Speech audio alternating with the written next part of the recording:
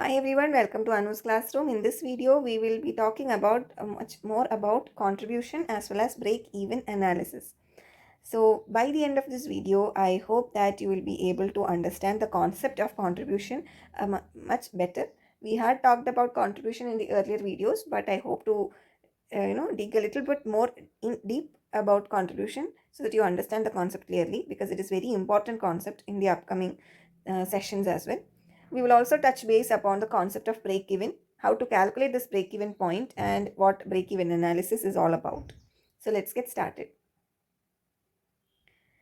So what we have learned so far is that previously we identified the different elements of cost, that is material, labor and expense.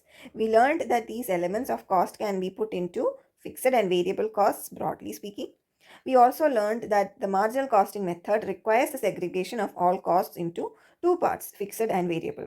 Additionally, we also came to the concept of marginal cost, which required us to find out the contribution per unit to the profitability. So what exactly is contribution? Contribution is the difference between the selling price, okay, the price for which we are selling our product, and the variable cost, okay, the cost which varied while we produced that item. So that is the marginal cost. Marginal cost is the contribution.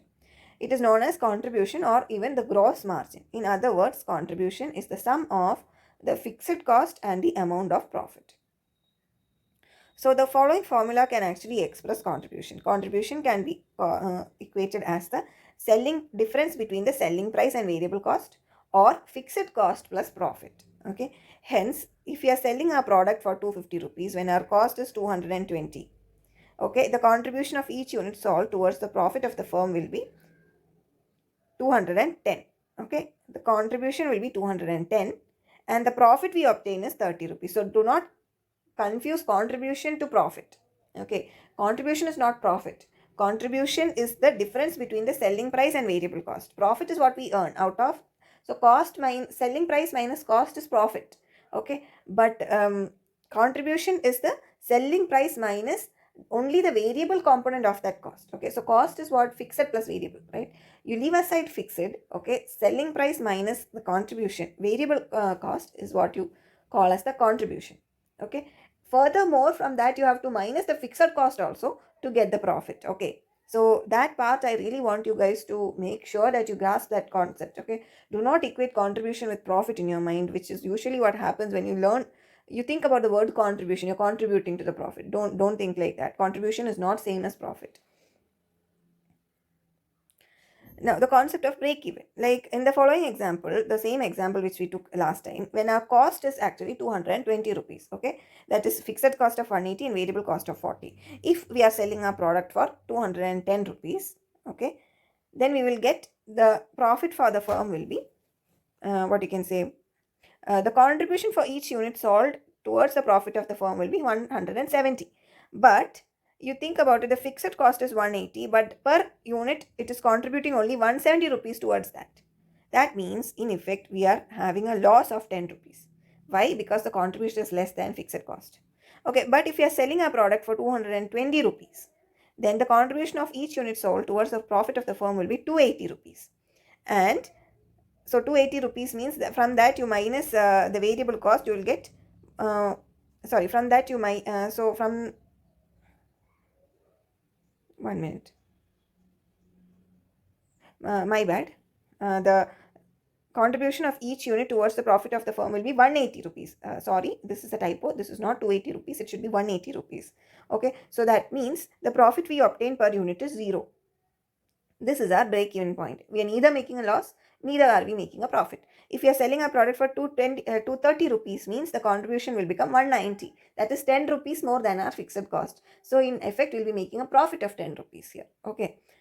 So break-even point is that point where neither we make a loss nor we make a profit. So it refers to that level of activity where the income of the business exactly equals its expenditure. There is no profit, no loss. Okay. If production is increased beyond this level, we'll get profit. And if the production decreases beyond this level, we will suffer a loss.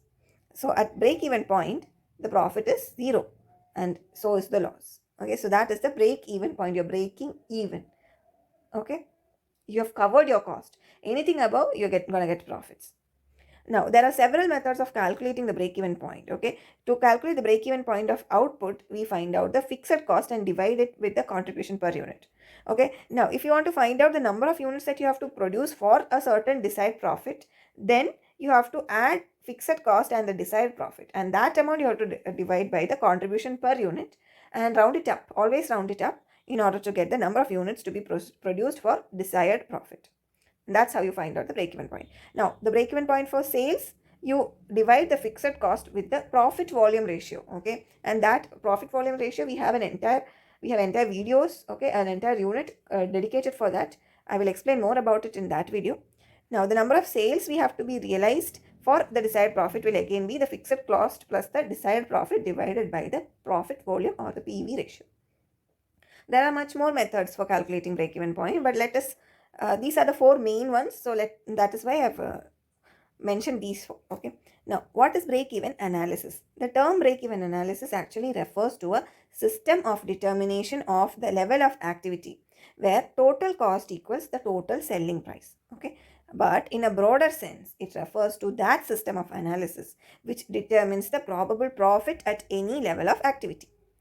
The relationship between cost of production, the volume of production, profit and sales value and all is established by this break-even analysis. This analysis is interchangeably known as the cost volume profit analysis. Okay, but it is a very restrictive definition for cost volume profit analysis. Break-even analysis is one of the steps in cost volume profit analysis, but the CVP analysis goes much beyond just a break-even analysis. But people interchangeably do call CVP analysis as break-even analysis also.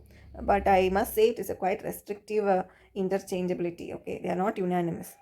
Now, the reasons why we go for break-even analysis is that it helps in forecasting the profit reasonably accurately. It helps in setting up flexible budgets based on the cost volume profit relationship. Okay, we can ascertain the cost, sales, and profits at different levels of activity. It assists in performance evaluation for purpose of management control. It helps in formulating price policy by projecting the effect of different price structures on costs and profits.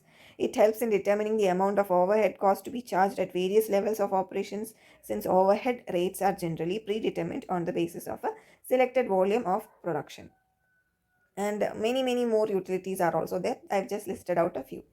So if you have made it so far, thank you so much for staying with me. Thank you for your attention. I hope you found this video useful. If you did, consider subscribing in case you have not, because I recently found out through YouTube that most of my viewers are not subscribed yet. If there is anything that you find is pulling you back from subscribing to my channel, let me know in the comments. I am very much open to suggestions so that I can improve my videos much better to suit your needs. If you found it useful, consider subscribing, consider giving us a thumbs up at least. Okay, that will really help me know that you are liking my video, you're enjoying it, you're finding it useful. And in case you did not, then don't shy away from letting me know that also by using the dislike button as well. So I hope to see you all in the next session. Thank you very much. Bye bye.